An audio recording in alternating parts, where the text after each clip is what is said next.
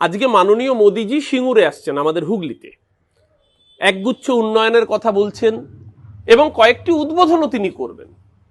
Interestingly যা উদ্বোধন করবেন তার মধ্যে অনেকগুলো মমতা বন্দ্যোপাধ্যায় যখন রেলমন্ত্রী ছিলেন তার সময় করে যাওয়া প্রকল্প, যেরকম তারকেশ্বর বিষ্ণুপুর লাইনের একটা অংশ তিনি উদ্বোধন করবেন 2000-2001 অর্থবর্ষে। মমতা ব্যানার্জি যখন কেন্দ্রীয় রেলমন্ত্রী, সেই সময় তার বাজেট বক্তৃতায় উল্লেখিত শুধু তাই নয়, তার জন্য ফান্ড অ্যালোকেশন, বাজেটারি অ্যালোকেশন, সমস্ত কাজ মমতা বন্দ্যোপাধ্যায়ের সময় করে যাওয়া প্রকল্প। বরং এতদিন দেরি হলো দীর্ঘসূত্রিতার কারণ নরেন্দ্র মোদীর কেন্দ্রীয় সরকারের চূড়ান্ত অবহেলা এবং ঔদাসীন্য। নইলে এই প্রকল্পগুলো আরো অনেক আগেই রূপায়িত হতো, ঠিক যেভাবে একের পর এক মেট্রো প্রকল্পে দীর্ঘদিন টালবাহানা করেছে অর্থ দিতে নরেন্দ্র মোদীর সরকার। সেটা জোকা বিবাদীবাগ হোক বা গড়িয়া থেকে রুবি হয়ে পরবর্তীকালে সেক্টর 5 হোক, সমস্ত কিছুতে অর্থের বরাদ্দের প্রাথমিক বিরোধিতা করেছিল নরেন্দ্র মোদীর সরকার।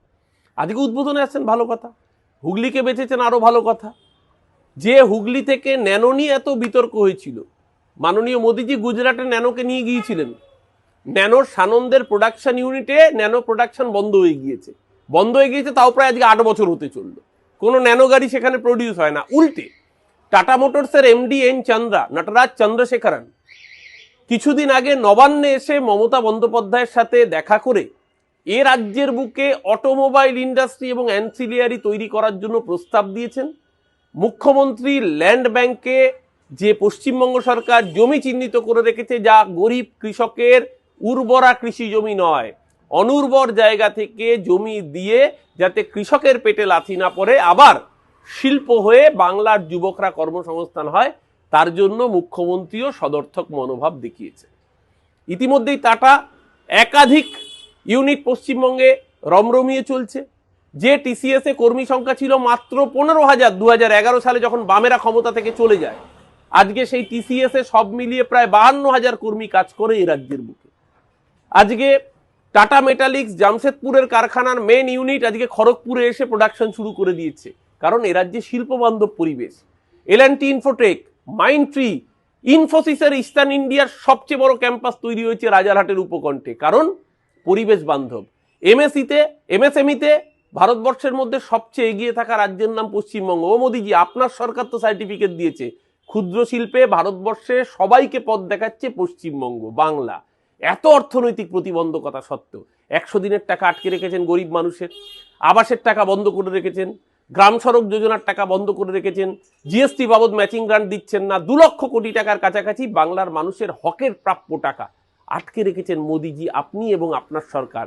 তারপর যখন হুগলির মাটিতে দাঁড়িয়ে বড় বড় গাল ভরা উন্নয়নের গল্প দেবেন, মানুষ ভোলেনি 2014 সালে প্রধানমন্ত্রী হওয়ার সময় আপনি বলেছিলেন উত্তরবঙ্গের চা বাগানের শ্রমিকদের কথা, চা বাগান নাকি অধিগ্রহণ করবে সরকার। কিছুটি করেননি। মমতা বন্দ্যোপাধ্যায় চা সুন্দরী প্রকল্প করে তাদের পাশে ছিলেন।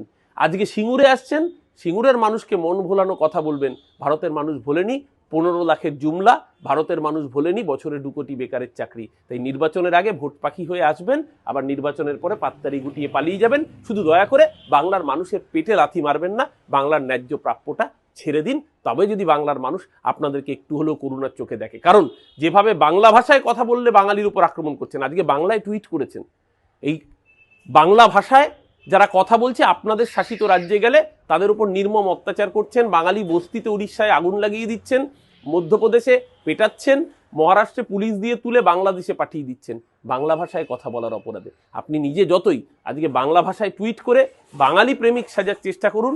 গতবার রবীন্দ্রনাথ সাজার চেষ্টা করেছিলেন জোব্বা আলখাল্লা পরে বড় বড় দাড়ি লাগিয়ে, চোলায় চোলায় বাজবে জোয়ের ভেরি। বাংলার মানুষ আপনাদের আসল চরিত্রটা বুঝে গিয়েছে। যারা এসআইআর এর লাইনে, হয়রানির লাইনে দাঁড় করালো বাঙালিকে, ভোটের লাইনেই বাঙালি তাদেরকে জবাব দেবে।